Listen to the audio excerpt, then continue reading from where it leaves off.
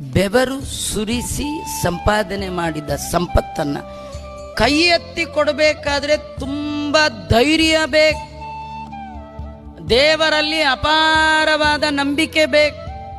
ಕೆಲವರು ಹೀಗಂತಿರ್ತಾರೆ, ಕೊಡುವಾಗ ಕೊಟ್ಬಿಡ್ಬೋದ್ರಿ, ನಾಳೆಗೆ ಏನ್ ಮಾಡ್ತೀರಿ, ಇವತ್ತೇನೋ ಕೊಟ್ಬಿಡ್ತೀರಿ, ನಾಳೆ ಅಲ್ವಾ?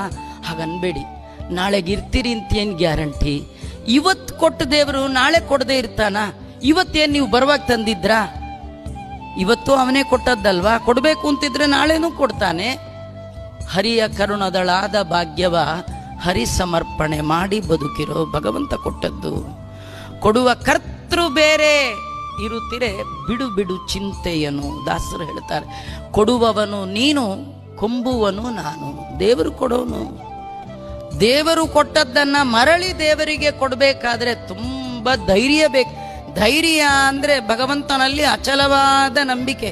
ಅವನು ಕೊಡ್ತಾನೆ, ಅವನಿದ್ದಾನೆ, ಅವನೇ ಕೊಟ್ಟದ್ದು, ಅವನಿಗಲ್ದೆ ಇನ್ಯಾರು ಕೊಡ್ಲಿ, ಈ ಎಲ್ಲ ಭಾವನೆ ಇದ್ದಾಗ ಮಾತ್ರ.